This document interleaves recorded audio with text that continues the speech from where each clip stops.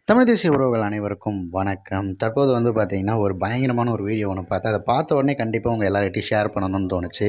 அதுவும் இல்லாமல் அது எங்கே நடந்தது அப்படிங்கிற விஷயத்தையும் சேர்த்து சொல்லணும் இல்லையா? அதுக்காக தான் ஒரு சின்ன வாய்ஸ் ஓவர் போட்டு அந்த காணொலியை அதற்கு அடுத்து நான் இணைச்சிருக்கேன்.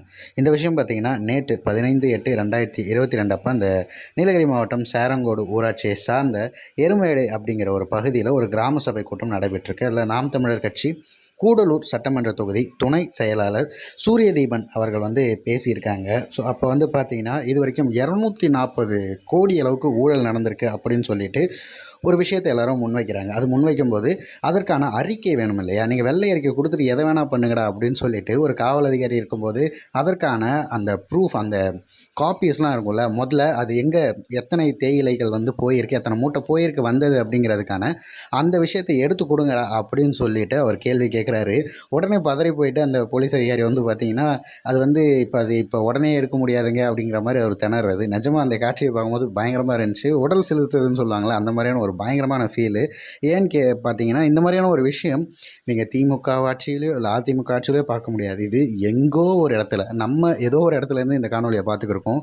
ஏதோ ஒரு மூலையில் ஒரு ஊராட்சியில் ஒருத்தவரை தேர்ந்தெடுத்தா கூட அந்த இடத்துல கொள்கை ரீதியாகவும் கருத்தியல் ரீதியாகவும் நின்று ஒருத்தன் வேலை செய்கிறானா அவன் இப்படி தான் நடப்பான் அப்படிங்கிறத இந்த வீடியோ பார்க்கும்போது தான் உணர முடிஞ்சது. இந்த மாதிரி எந்த இடத்துல உங்களுடைய ஊராட்சிகளில் நடந்தால் கூட நீங்கள் கண்டிப்பாக அதையெல்லாம் பார்த்தீங்கன்னா ஒரு காணொலியாக எடுத்து உங்களால் முடிஞ்ச அளவுக்கு சோஷியல் மீடியாவில் போடுங்க. தமிழ் தேசியம் அப்படிங்கிற ஒரு ஹேஷ்டேகை எல்லா இடத்துலையும் யூஸ் பண்ணுங்கள். இது மிகப்பெரிய அளவுக்கு ஒவ்வொரு இடத்தையும் சென்றடையும். அதுவும் நம் வெற்றிக்கு ஒரு படியாக இருக்கும் அப்படிங்கிறத நான் சொல்லிக்கிறேன். அதோட தொடர்ந்து அந்த காணொலியை இணைச்சி விடுறேன். கண்டிப்பாக எல்லாரும் முழுசாக பாருங்கள். அப்போ நீங்கள் யார்? நீங்கள் அதிகாரியா இல்லையா?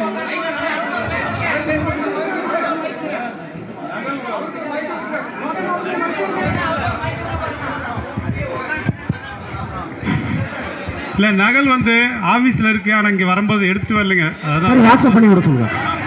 இப்போ வாட்ஸ்அப் பண்ணி விட சொல்லுங்கள். ஒரு நிமிஷம் முன்னாடி அவங்க என்ன சொன்ன, நகல் கிடைக்கல என்கிட்ட.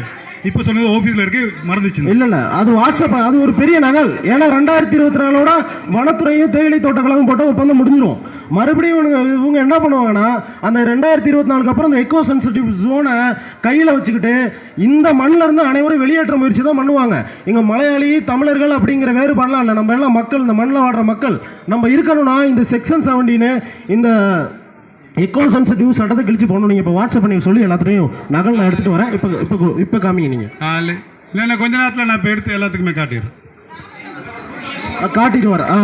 இது இப்போ டேண்டி சம்மந்தமான தீர்மானத்தில் கொண்டு வந்துடுறேன். இது வாசிடுறேன். இதில் யாருக்கும் உடன்பாடு இருந்தால் இன்னும் டேண்டி சம்மந்தமாக மனு கொடுக்க வந்திருக்கவங்க கலந்து பேசி அதுக்குண்டான முக்கிய இதை காமிச்சிருவோம். அதெல்லாம் சப்ஜெக்டு. இங்கே எக்கோ சென்சிட்டிவ் ஜோனும் செக்ஷன் 17 தான் சப்ஜெக்ட். வேறு எந்த சப்ஜெக்ட் இருக்குது? புரியல. லைட்டு போடுற சப்ஜெக்ட்லாம் அப்புறம் பேசிக்கலாம். லைட்டு போடாது, ரோடு போடுற கமிஷன்லாம் அப்புறம் பேசிக்கலாம். எக்கோ சென்சிட்டிவ் சொன்னால் அப்போ பேசிக்கலாம். அதான் முதல்ல பஃபர் ஜோன் தான், வாழ்வாதார பிரச்சனை தான். வாசி எல்லாம் ரெண்டு கூட கேளுங்க. நான் தரேன் சேச்சி. உங்கள்கிட்ட கேள்வி கேட்கணும். இதெல்லாம் பஃபர் ஜோன் முடிச்சிடறோம். தேயிலை தோட்டக்கழகம் ஏன் ஊழல் 240 கோடி ஊழல்னு சொல்கிறாங்க. வெள்ளை அறிக்கை தாக்கல் செய்யணும். தீர்மானம் 1. டேண்டி வெள்ளை அறிக்கை என்ன பிரச்சனை மக்கள் அனைவருக்கும் தெரியணும். போனால் ஆவரேஜாக 35 கிலோ தான் நம்ம ஆள் கொண்டு எடுக்கிறாங்க. பாட்டி தாத்தா அப்பா அம்மாலாம் 35 கிலோ தான் ஆவரேஜ் எடுக்கணும். இவன் 100 கிலோ 200 கிலோன்னு சொல்லிட்டு மேற்கொண்டு 35 இப்போ 100 கிலோ எடுக்கிறாங்கன்னா 35 கிலோவுக்கு பேர் விழுந்துடும். 75 கிலோவுக்கு ஒரு ஆளுக்கு 1 ரூபா 3 ரூபா கொடுக்கணும். அந்த காசெல்லாம் தின்னு போடுவானுங்க அயோக்கிய பள்ளியில். அதனால வெள்ளை அறிக்கை தாக்கல் செய்யணும். டேண்டி தேயிலை தோட்ட ஊழல் குறித்து ஓய்வு பெற்ற நீதிபதி தலைமையில் நீதி விசாரணை நடத்த வேண்டும். இந்த தீர்மானம் போட்டு வழக்கு தொடுத்து